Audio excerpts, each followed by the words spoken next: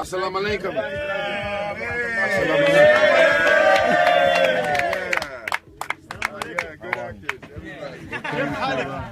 الحمد لله. Pleasure. Alhamdulillah. Alhamdulillah. أو أنا من عيال مقراف. Just got home, man.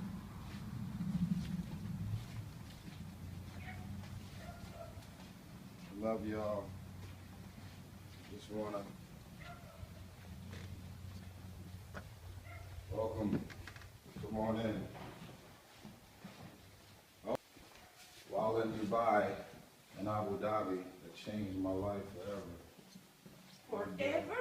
Forever. No, I don't believe it. So, come on back here.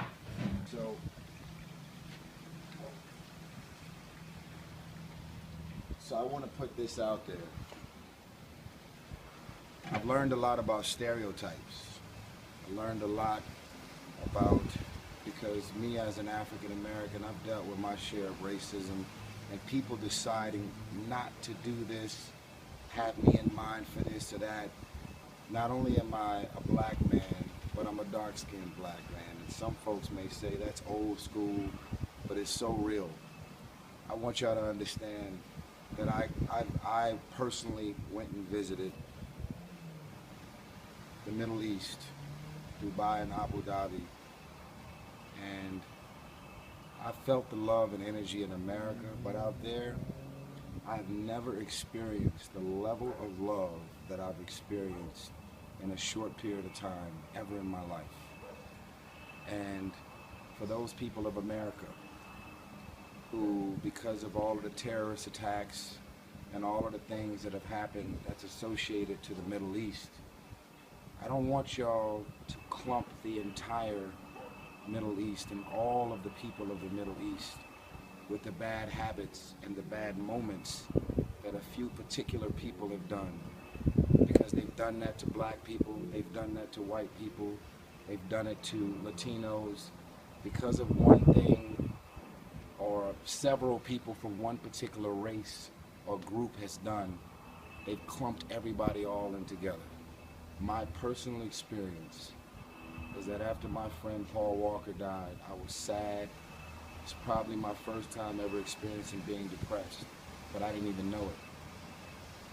The great nation of Abu Dhabi and Dubai gave me my smile back, and I love y'all forever. I came home with a sense of purpose. I came home and I found my smile again. And I just wanted to send y'all some love and say thank you for everything. You have changed my life forever. Thank you for taking care of my friends and Will Smith, Maxwell, Red Cafe, just everybody that was out there in Dubai that I personally know. Thank you for everything. And I will never take my access for granted. We got big plans, big ideas, big plans. So thank you for everybody. I love y'all. Sending love from my backyard. God bless you. It's your man Tyrese. I'll be back soon, baby. I'll be back soon. Peace. Tyrese Gibson, and talking about the meaning of life. Have you heard of this Tyrese Gibson? Yes. Tyrese Gibson's also like a very good friend with Paul Walker. And he tweeted actually his video saying that this gave me life. That's amazing, isn't it? I've seen the video myself. We're going to go to a clip of it right now, so people who haven't seen it, we'll just go ahead for 30 seconds. You can see it right here. Then just turn up the radio as you learn to live a lifestyle of drugs, sex, and rock and roll. But in all honesty, I just need to know, is there more to the cycle than growing and getting old? Living and dying just to leave behind a happy home and a whole lot of property that somebody else is going to own. I just really need to know before the casket's closed, 'cause I'm not willing to gamble with my soul, nor am I ready to take any chances. These are just simple life questions and I'm just searching for some answers. Like, what are we doing here? And what is our purpose? How did we get here, and who made us so perfect? And what happens once we go, or is this world all really worth it? So in this clip, the brother goes into what most people are doing with their life. They're just like robots, just waking up for another day, another dollar, like zombies, being entertained, music, movies, following their desires. Were you kind of living the same life? Yeah, I mean, it was just one gig after another, you know, and the saying is, you're only as good as your last gig, you know, you're only as good as your last job, because you're constantly chasing. You're chasing the world, you're chasing the dunya, the material life, and you're never going to get there. You know, we see this with many of the stars or the famous people in the world. They have everything. They have the money, they have the wealth, they have the fame, but they're still not happy. Well, I mean, that's a fact. That's not fiction. And people think like, okay, if I achieve this stardom, I'm going to be like just in a world of bliss. But there's some of the most miserable people, you know, unhappy. Why are you taking drugs if you are happy?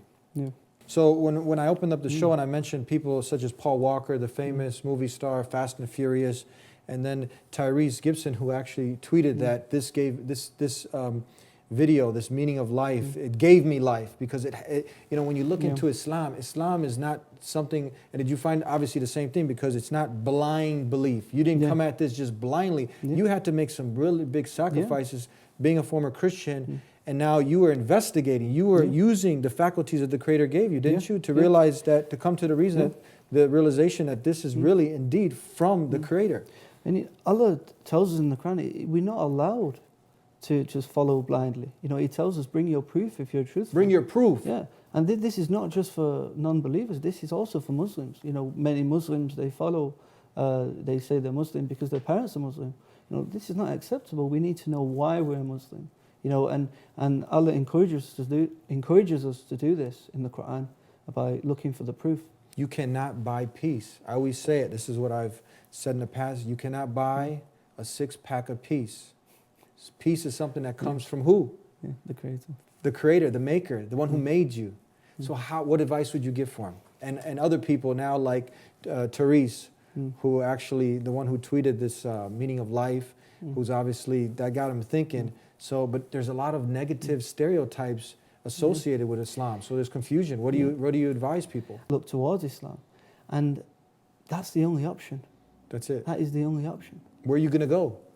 I mean, where you're going to keep, you know, going and following your desires, and there's no happiness there. I mean, the thing is, they come to the reality. They have all the money, the wealth, the fame, and they can't leave their house. Yeah. You know, all the friends around them, they can't trust anyone. You know, it's not a nice place to be in. But with Islam, subhanAllah, you go to Mecca for Hajj, and you all wearing the same clothes, you know, the same 2 sheets, and you're performing the rituals of Hajj, and you don't know, one person can be a millionaire, one person can have no money. Yeah. You know, and it's a beautiful thing. And a good thing to actually read is the biography of Malcolm X, and he speaks about this when he actually went to Hajj. And he was sitting with millionaires and poor people. They all wearing the same thing, eating from the same pot, white, black. SubhanAllah, it's beautiful. So purpose of life, that's the crucial question. And do you believe that, I mean, that if you just take that simple step, that you ask your Maker to guide you, that He'll guide you? Yes, I advise this a lot. So for people who are searching, put your head on the floor. In the state of prostration, like all the prophets did, and ask the Creator of the universe to show you the way, to guide you to the straight path. And someone who sincerely asks for guidance, subhanAllah, they'll find it in Islam. That's it, like you did, and so many, I mean, people. It's the fastest growing way of life in the world. Today, yesterday, and tomorrow, it's growing because it has a believable message, and it's based on proof and evidence, not blind faith. Is that right? Of course. Yeah. So, Qul huwa Allahu ahad. Say He, Allah is one. God is one. The Maker of mankind. Exactly. Allahu Samad. Allah is self-sufficient. He doesn't need food or drink. He doesn't need to rest on the 7th day. Okay, I really had a problem with that even before I knew anything about Islam. God resting sounds like a weak God. Yeah. Lam yalid wa lam yulad. He begets not. He doesn't have any children, nor is He a child or born of anything or anyone. Wa lam yakul lahu kufuwan ahad. And there is nothing co-equal or comparable unto him at all. Nobody. Nothing. Anything we Jesus, can imagine. nobody's comparable to the Creator. Nothing. Yeah.